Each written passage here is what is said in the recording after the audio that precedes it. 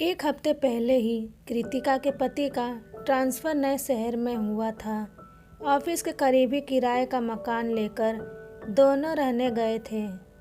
एक शाम को बाजार से वापस लौटने पर मकान के गेट पर बैठे मकान के बूढ़े चौकीदार सोहन ने कृतिका से कहा कि मैडम, आज शाम को मेरे लिए भी 2 रोटियां बना दीजिएगा। यह सुनकर कृतिका ने मुस्कुराते हुए कहा, ठीक है, मैं बना दूंगी। उसी मकान में रहने वाले पड़ोसी किराएदारों से मालूम हुआ कि सोहन पास के ही गांव का रहने वाला है, लेकिन कई साल पहले ही अविवाहित सोहन को मृतक दिखाकर उसके भाइयों ने उसकी जमीन जायदाद हड़प लिया था और सीधा सच्चा बेबस सोहन गरीबी के कारण अपने हक के लिए लड़ाई भी नहीं कर सकता था। इसलिए मजबूरी में शहर के एक बड़े बिजनेसमैन के इस मकान में चौकीदार के साथ फुल टाइम नौकरी की हैसियत से काम करके जीवन यापन कर रहा था। सोहन की मजबूरी का फ़ायदा उठाकर उसका मालिक भी 20 रुपये रोजाना और एक टाइम का खाना ही उसे देता था। बेबस बेसहारा बूढ़ा सोहन चुपचाप अपने काम का ईमानदारी से करता रहा था, लेकिन जब सुबह मालिक के घर से आए खाने को ही बचाकर शाम को भी खाना पड़ता, तो कभी कभी बासी खाने को देखकर उसका मन खाने के लिए मना कर देता था। ऐसे में उसकी इच्छा होती कि उसे गर्म ताज़ी रोटियां मिल जाए तो पेट भर जाए। सोहन कभी तो संकोच कर जाता, मगर जब दिल नहीं मानता तो मकान में रहने वाले किराएदारों से ही ताज़ा खाना मांगकर खा लिया करता। कभी कभी तो यूं ही पानी पीकर पूरी रात जागकर रखवाली किया करता था। शाम को जब कृतिका गर्म रोटियों के साथ सब्जी लेकर सोहन को देने गई तो सोहन के चेहरे पर खुशी झलक रही थी। वो भाव विभोर होकर कृतिका को ढेरों आशीर्वाद देने लगा था। कृतिका ने सोहन के बारे में पड़ोसियों से मिली सभी जानकारी बताई तो उसके पति को भी सोहन पर बहुत तरस आया।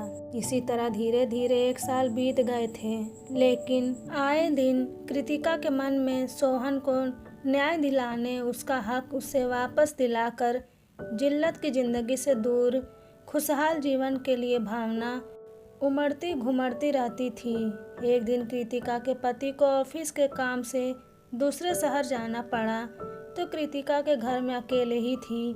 वो जल्दी से अपना सारा काम निपटा कर अपनी पसंद की किताब खोलकर पढ़ने लगी, लेकिन किताब पढ़ते समय भी थोड़ी थोड़ी देर में कृतिका का ध्यान सोहन की समस्या पर चला जाता था।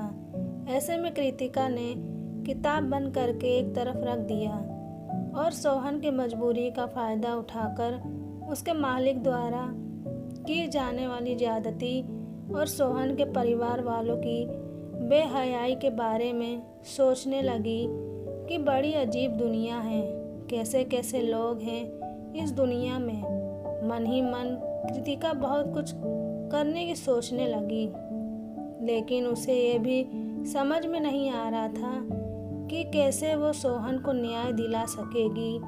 शाम को सोहन की तबीयत भी कुछ ठीक नहीं थी, तो उसका मालिक उसे दवाई देने के साथ साथ अभद्र भाषा में न जाने क्या क्या बोलता जा रहा था। मकान के सभी किराएदारों को सोहन के साथ उसके मालिक का ये बर्ताव पसंद नहीं आता था, लेकिन वो कभी उसका पुरजोर विरोध नहीं कर सके।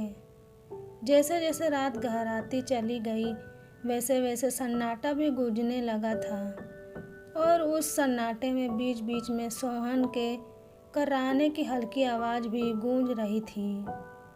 बाकी किराएदारों की तरह कृतिका भी सोहन का हालचाल पूछकर अपने रूम में जाकर दरवाजे को लॉक करके बिस्तर पर लेट गई। थोड़ी देर बाद सोहन के कराहने की आवाज़ भी आना बंद हो गई थी। शायद दवाओं के असर से उसे नींद आ गई थी। कृतिका हल्की नींद में ही थी कि तभी दरवाजे पर किसी ने उसे आवाज़ देकर बुलाया। पूछने पर उसके पति की आवाज़ आई तो कृतिका ने दरवाज़ा खोला। कृतिका के पति के हाथ में एक मोटी फाइल थी। जिसे कृतिका को दिखाते हुए उसके पति ने कहा कि देखो ये फाइल, मैंने सोहन के बारे में पूरी छानबीन करके उसे उसका हक दिलाने का फैसला कर लिया है। पति के हाथों से फाइल लेकर कृतिका ने चौंक कर खुशी से कहा कि हाँ सही, आपने बहुत अच्छा किया है। हमें सोहन को न्याय दिलाना ही होगा।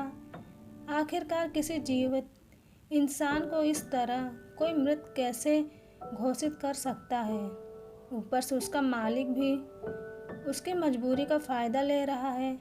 कृतिका यूं ही बिस्तर पर लेटे हुए नींद में बड़बड़ा रही थी और सुबह के सूरज की धूप खिड़की के भीतर आकर कमरे की दीवारों पर फैलती जा रही थी। इतने में मोबाइल बजने लगा था। कृतिका हड़बड़ाहट में नींद से जागकर इधर उधर देखने लगी तो कमरे में उसके सिवाय कोई और नहीं था। साथ ही मोबाइल पर बजने वाली ट्यून भी खामोश हो गई थी। मोबाइल लगी तो कृतिका की चैतन्यता वापस आई। उसने कॉल रिसीव करते हुए ही पूछा, रात में घर वापस नहीं आए थे? आप कोई फाइल मुझे दे रहे थे ना? वो फाइल कहाँ है? कृतिका के पति ने इतने सारे सवाल एक सांस में पूछने का कारण जानना चाहा तो कृतिका चुप रही। उसे रात के देखे सपने और हकीकत में फ़र्क समझ में आ गया तो वो बोली कि कुछ नहीं, शायद मैंने सपना देखा था। आप तो आज वापस आओगे ना? कृतिका ने अपने देखे सपने के बारे में विस्तार से बताया तो उसके पति ने उसे ज़्यादा न सोचने और अपना ख्याल रखने की बात कहकर बात ख़त्म की। कृतिका फ्रेश होने के लिए बाथरूम की तरफ जा ही रही थी कि नीचे से कुछ आवाज़ें सुनकर बालकनी में देखने लग गई तो मालूम हुआ कि रात में सोहम सोने के बाद सुबह नींद से जागा ही नहीं। वो अब इस दुनिया से विदा होकर अंतिम यात्रा पर जा चुका। कृतिका सोहन की अचानक हुई मौत से अवाक रह गई थी। कभी वो अपने रात के सपने के बारे में सोचती तो कभी सामने जमीन पर पड़े सोहन के बेजान शरीर को देखती। वो जीवित रहकर भी मृत घोषित सोहन के वास्तव में मृत होने पर विचारों के सागर में। आपको ये कहानी पसंद आई हो तो ऐसे ही नई नई कहानी सुनने के लिए आप हमारे चैनल को सब्सक्राइब कर लें। धन्यवाद।